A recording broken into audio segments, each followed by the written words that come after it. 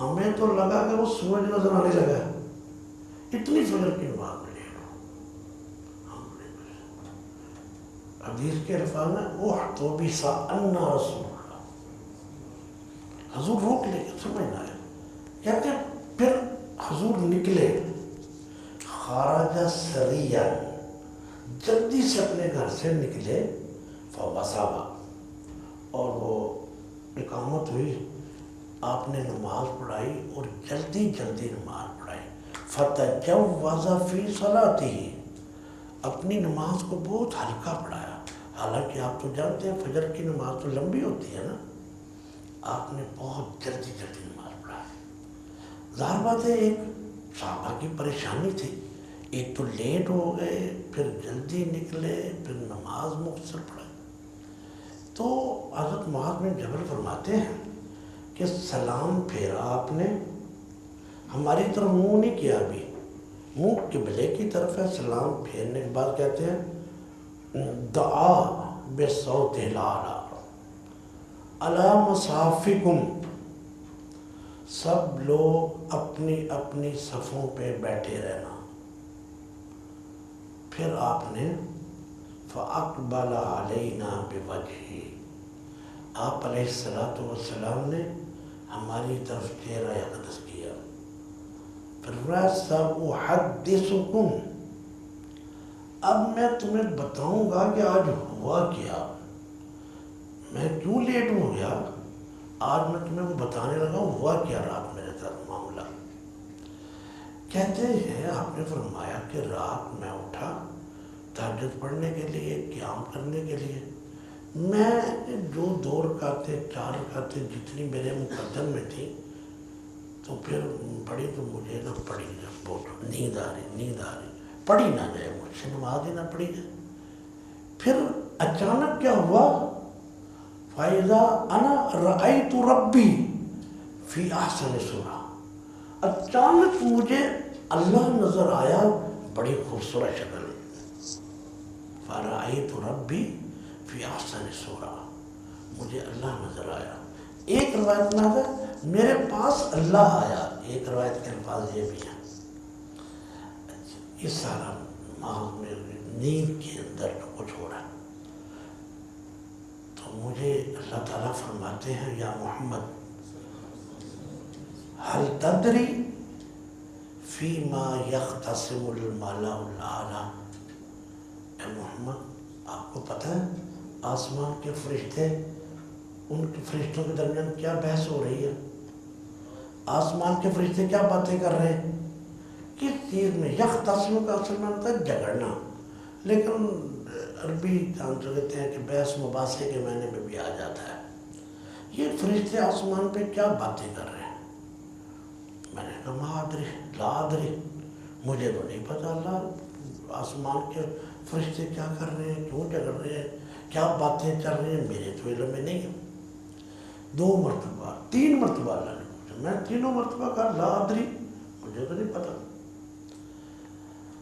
پھر حضور فرماتے ہیں فَوَضَعَ يَدَهُ بَيْنَ كَتِفَيَّ، اللہ تعالیٰ نے اپنا ہاتھ میرے 2 کندھوں کے درمیان رکھ دیا. فَوَجَدْتُ بَرْدَ أَنَامِلِهِ فِي صَدْرِيَّ، میں نے اللہ کے ہاتھوں کی ٹھنڈک اپنی یہاں چھاتی میں محسوس. وَتَجَلَّى لِي كُلُّ شَيْءٍ، ایک رات میں زمین و آسمان کی تمام چیزیں میرے سامنے آ گئی، سب چیزیں میرے سامنے، زمین آسمان کی ہر چیز میرے سامنے آ گئی. مجھے خطرہ ہے کہ بعد میں لوگ کہیں ہم نے تو مسئلہ سنا ہے کہ آج تک اللہ کو کسی نے دیکھا ہی نہیں. اہل حدیثوں کا یہ بھی بڑا مسئلہ ہے نا، انہوں نے مسئلہ تو سنا ہونا ہے کہ حضور نے تو اللہ کو دیکھا ہی نہیں. تو یہ بعد میں انہوں نے مجھے جو مسئلہ پوچھا میں پہلے نہ بتا دوں، یہ خواب کا معاملہ ہے، خواب میں آپ بھی دیکھ سکتے ہیں، تو مسئلہ نہیں ہے. بعد میں جو پوچھنا پھر میں نے جلدی جانا ہے فیصلہ آباد. اچھا سب چیزیں. پھر اللہ تعالیٰ مجھ سے پوچھتے ہیں یا محمد فیما یختصم الملأ الاعلیٰ، اب بتاؤ فرشتے آسمان کے بڑے بڑے، مالا لوگ کہتے ہیں بڑے بڑے، کس چیز میں باتیں کر رہے ہیں؟ میں نے کہا پتہ ہے مجھے، سب چیزیں ظاہر ہو گئی۔ کہتے ہیں بتاؤ؟ میں نے کہا فی الکفارات، کہ گناہ اتنے جو گناہ کرتے ہیں، آج کتنے گناہ کیے ہیں پتہ ہی نہیں، کتنے گناہ کیے، جھوٹ بولا، ٹریفک کا لال اشارے میں چلے گئے، یہ بھی گناہ ہی ہے نا، یا یہ بہادری ہے۔ اتنے گناہ، اتنے گناہ ہم صبح سے لے کر شام تک کرتے ہیں، کو کفارہ کیا؟ چلو قسم کا کفارہ تو آپ کو پتہ ہے نا، نہیں نظر کا بھی کفارہ پتہ ہے آپ کو۔ یہ جو باقی ہم گناہ کرتے رہتے، دیکھیں نا انسان، حضور نے فرمایا العینان تزنیان، آنکھیں بھی زنا کرتی ہیں، ان کا زنا غیر محرم عورتوں کی طرف دیکھنا ہے۔ اب زنا کا تو کفارہ ہے کہ 100 کوڑے لگا لو، نظر جب زنا کرتی ہے اس کا کفارہ کیا ہے؟ ہم جھوٹ بولتے ہیں، چوری کی تو کفارہ ہاتھ کٹ گئے، اب جھوٹ بولا اس کا کفارہ کیا ہے؟ تو میں نے کہا یہ آسمان کے فرشتے باتیں کر رہے ہیں کہ گناہوں کا کفارہ کیا ہے، وہ کون سے عمل ہے؟ تو اللہ نے پوچھا بتاؤ پھر کون سے ہیں؟ اب بتائیں۔ تو اس میں پھر آگے احادیث کے الفاظ مختلف ہیں۔ ایک میں آتا ہے المشی بالاقدام الی الجماعت، ایک اور بھی کہ جماعت میں حاضر ہونے کے لیے جانا پیدل۔ ایک اور حدیث بھی ہے، وہ میں آگے چل کے بتاؤں گا۔ تو گناہوں کا کفارہ کیا بنتا ہے؟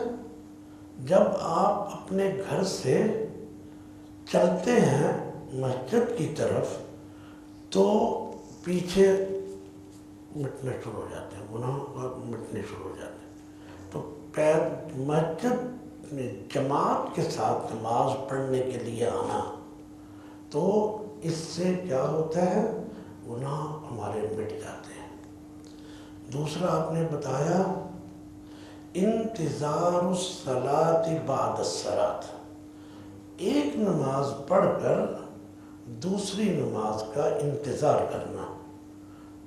ایک روایت میں ہے المکث یا المقص فی المساجد، مسجدوں میں بیٹھنا،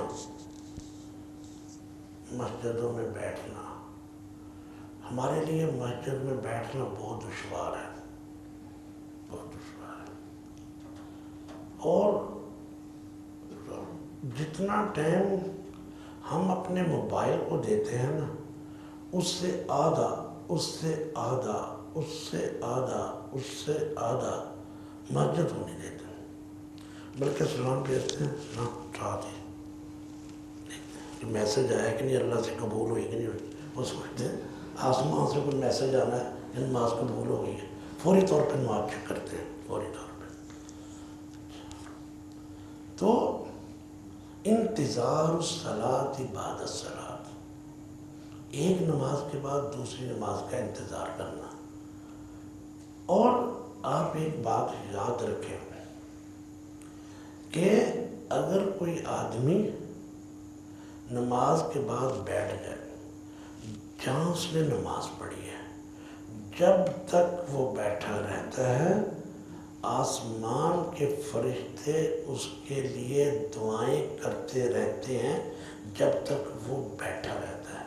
اور دعا میں سے ایک دعا اللہم اغفر لہ وارحمہ، اے اللہ اس بندے کو معاف کر دینا اور اس پر رحم کرنا۔ تیسری بات جو آپ علیہ الصلوۃ والسلام نے فرمائی وہ یہ تھی کہ جس سے گناہ کفارہ بنتا ہے، وہ ہے اسباغ الوضوء فی المکارہ یا علی المکارہ، وضو بہت زیادہ استعمال کرنا پانی، جب دل نہ کر رہا، سردیوں کے دن ہیں، دھندیں پڑی ہوئی ہیں، پانی یخ ہے، گھر میں گیزر نہیں ہے، وہ آدمی اٹھتا کہتا ہے ایسی تیسی سڑپ ادھر ادھر خوب ٹھنڈا پانی۔ اس وقت جو آدمی ٹھیک ٹھاک وضو کرے گا یہ وضو اس کے گناہوں کا کفارہ بن جائے گا۔ بلکہ ایک روایت میں آتا ہے نبی علیہ السلام نے فرمایا جب آدمی ہاتھ دھوتا ہے تو اس کے ہاتھوں کے گناہ ڈال جاتے ہیں، وہ یہاں سے بھی نکل جاتے ہیں، یہ جو جگہ ہے یہاں سے بھی نکل جاتے ہیں۔ پھر جب وہ کلی کرتا ہے تو منہ کے سارے گناہ، پھر ناک میں پانی ڈالتا ہے سارے گناہ ناک، پھر منہ دھوتا ہے منہ کے گناہ، مسح کرتا ہے سر کے گناہ، پھر پاؤں دھوتا ہے پاؤں کے گناہ۔ فرمایا کہ نماز پڑھنے سے پہلے اس کے سارے گناہ معاف ہو جاتے ہیں۔ فرمایا باقی پھر نماز کا کیا رہ گیا؟ فرمایا نماز چنگا ہے نافلہ تو، اور نماز نافلہ ہے، اب یہ زائد ملنے لگا ہے۔ تو اسباغ الوضوء علی المکارہ، یہ چیزیں انسان کے گناہوں کو مٹاتی ہیں۔ حضرات گرامی پہلے ایک بات ذہن میں رکھ لیں، آپ کا رب قطعاً آپ کو آگ میں نہیں پھینکنا چاہتا، قطعاً نہیں چاہتا۔ کیوں؟ وہ بہانے ڈھونڈتا ہے، کوئی بہانہ مل جائے اس کو معاف کر دوں، اس کو کوئی بہانہ مل جائے اس کو معاف کر دوں، کوئی بہانے ڈھونڈتا ہے، چلو معاف کرو معاف کرو۔ حتیٰ کہ آپ نے وہ روایت سنی ہوگی، اگر آپ اس کا صحیح مفہوم سمجھ جائیں تو میں روایت بیان کر دیتا ہوں۔ عام طور پہ لوگ اس کا صحیح مطلب سمجھتے نہیں ہیں۔ ایک آدمی مرنے لگا، لم یعمل الخیر قط، مرنے والے آدمی نے لم یعمل الخیر، پوری زندگی کوئی خیر کا کام نہیں کیا ہوگا۔ عموماً بچوں کو کہنے لگا، بچوں میں نے اپنی زندگی میں کوئی خیر کا کام نہیں کیا، لہذا میں نے تم یہ کرنا، میں مر جاؤں نا میری لاش کو جلا دینا، راکھ رکھ لینا، جب تیز آندھی آئے تھوڑی سی وہاں اڑا دینا، باقی جا کے سمندر میں پھینک دینا، اور کچھ کو زمین میں نہ رہے بانس اور نہ بجے بانسری۔ یہ وہ کہتے ہیں کہ اگر اللہ نے مجھے پکڑ لیا نا، مارنا ہوتا مجھے، میں نے کوئی اچھا کام ہی کوئی نہیں کیا زندگی میں، ایسا ہی کیا۔ اللہ نے ہوا کو کہا، پانی کو کہا، زمین کو کہا میرا بندہ لے کے آؤ، بندہ سامنے آ گیا۔ ہاں بھی یہ کیا ڈرامہ کیا، کیا ڈرامہ؟ کہتا ہے یا اللہ تجھ سے ڈرتا تھا، میں تیرا کس طرح سامنا کس طرح کروں گا، تو مجھ سے ڈر کے کیا، مجھ سے ڈر گیا، یا میں نے تجھے معاف کر دیا۔ علامہ اقبال کے ایک شعر ہے، علامہ فارسی کے شعر ہے، فارسی ہم لوگوں کو آتے ہیں، فارسی کا شعر ہے،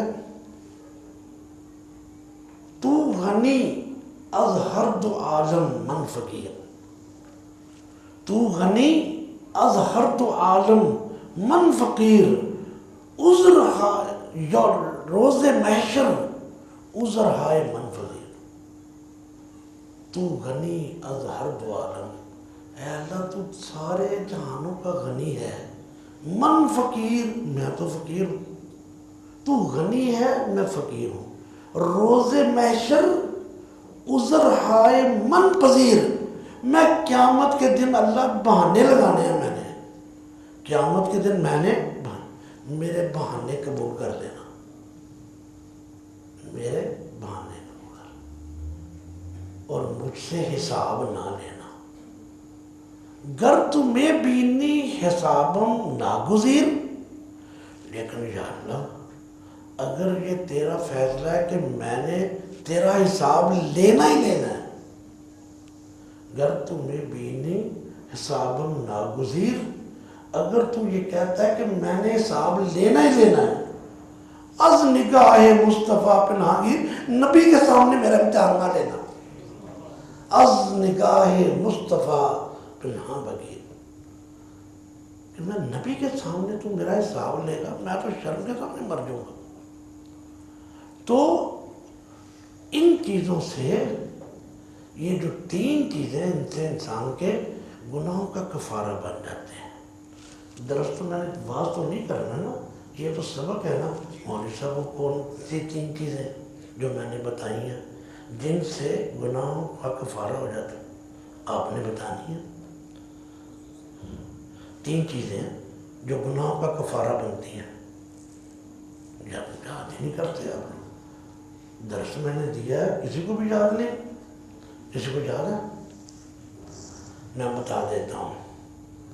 پہلی بات ہے مسجد کی طرف جانا، دوسرا انتظار کرنا ایک نماز کے بعد، تیسرا اچھے طرح وضو کرنا جب وضو کرنے کا دل نہ چاہ رہا ہو. اچھا جی، اور کیا باتیں ہو رہی ہیں آسمان پہ؟ ہاں جی، فرمایا فی رفع الدرجات، لوگوں کے درجات کس طرح بلند ہوتے ہیں. چلو گناہ ہوتے معاف ہو گئے جی، اب فرسٹ ڈویژن کس طرح آئے گی؟ پاس تو ہو گئے، اب فرسٹ ڈویژن کس طرح آئے گی؟ درجات بلند ہونے ہیں، A+ گریڈ لینا ہے، اونچی جنت میں جانا ہے. درجات کس طرح بلند ہوتے ہیں؟ تو فرمایا اس میں بھی الفاظ مختلف ہیں. ایک ہے افشاء السلام، کہ السلام علیکم پھیلانا، السلام علیکم پھیلانا. اور ایک روایت کے الفاظ میں آتے ہیں وَلِّینُ الکلام کے الفاظ بھی آتے ہیں بعض روایت. دوسری بات کیا ہے؟ نرم کلام کرنا، نرم اور نرم. لیکن قاری صاحب ہماری مسجدوں کے بابے بڑے سخت ہیں، یہ نرم بات نہیں کرتے. یہ بابے ہیں نا، یہ نرم نہیں کرتے. اور میں کہا کرتا ہوں فی کل مسجد بابان، ہر مسجد میں اللہ نے 2 بابے رکھے ہیں. وہ مولویوں کو بھی تنگ کرنا ہے، بچوں کو بھی مارنا ہے، جو بچے جو کریں ان کو بھی مارنا ہے. لین الکلام، نرم کلام، ہر وقت چہرے پہ مسکراہٹ ہو، نرم. بندہ مزہ آ جائے نا جب بات کرے تو مزہ آ جائے. لیکن اتنی نرم، اتنی مٹھاس، میٹھے بول میں جادو ہے. تو یہ درجات کو بلند کرتی ہے. اور تیسری بات آپ نے فرمائی وَصَلَاةٌ فِي اللَّيْلِ وَالنَّاسُ نِيَامٌ، جب لوگ سو رہے ہوں اس وقت بندہ اٹھ کے کہے. جن لوگوں کو یہ صبح تہجد میں اٹھنے کا ایک عادت ہے، وہ کمال عادت ہے. اور یہ ایک ایسی چیز ہے جب آدمی کو عادت پڑ جائے نا. علامہ اقبال لندن چلے گئے پڑھنے، علامہ اقبال لندن پڑھنے چلے، تو وہاں ایک شعر لکھتے ہیں، اور لکھتے ہیں زمستانی ہوا میں گرچہ تھی شمشیر کی تیزی، زمستانی ہوا میں گرچہ تھی شمشیر کی تیزی، نہ چھوٹے لندن میں بھی مجھ سے آداب سحر خیزی.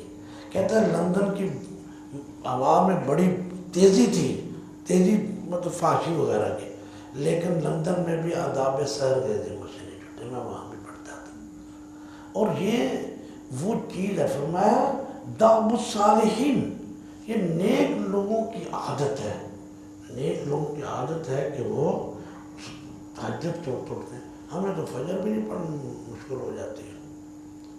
تو درجات کی بلندی کے بارے میں اس کے بعد وہ پوچھتے ہیں کہ اور کیا چیز ہے.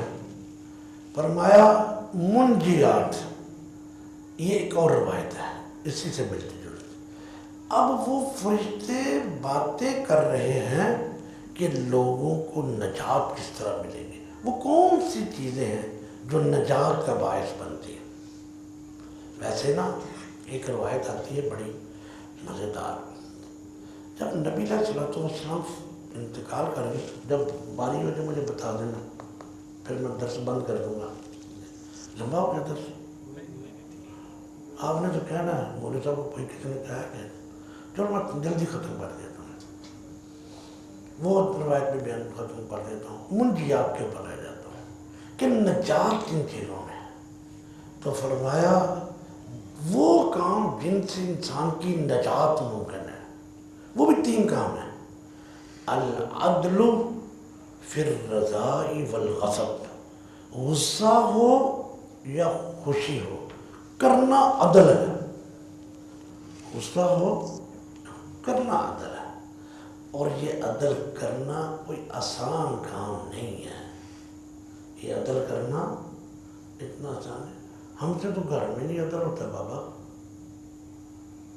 بیٹیوں کے لیے اور قانون ہے، بہو کے لیے اور قانون ہے، بیٹے کے لیے اور قانون ہے، بیٹیوں کے لیے اور قانون ہے. یہ عدل ہو رہا ہے. لا یجرمنکم شنآن قوم علی الا تعدلوا اعدلوا هو اقرب للتقوی.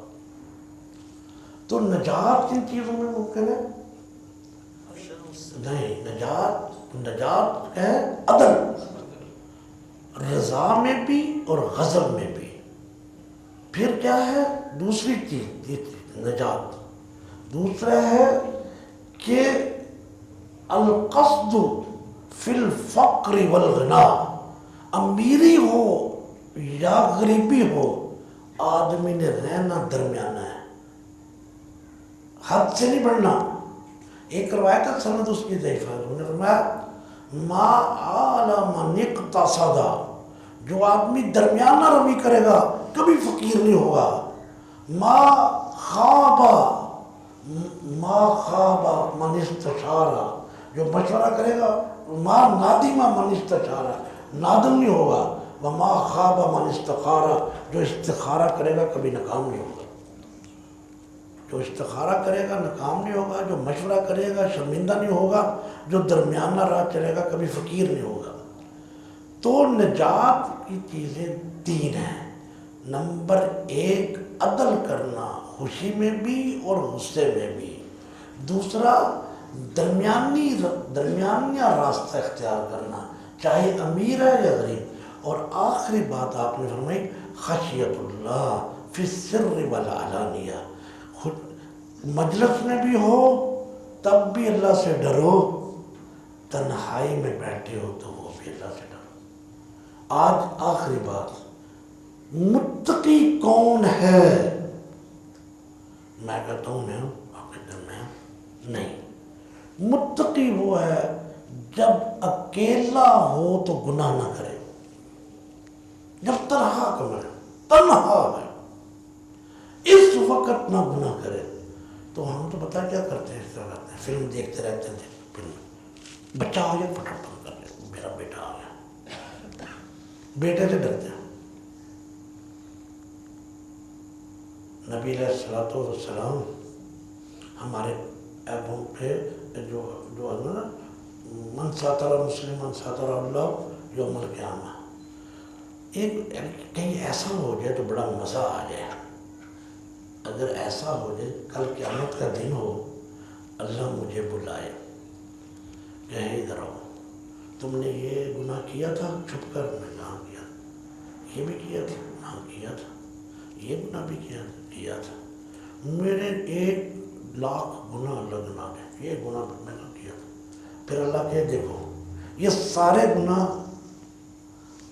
تم نے کیے.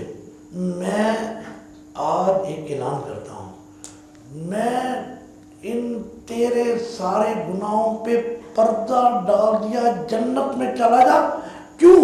دنیا میں تو لوگوں کے گناہوں پر پردہ ڈالتا تھا، آج میں نے تیرے گناہوں پہ پردہ ڈال دیا. وآخر دعوانا ان الحمد للہ رب العالمین.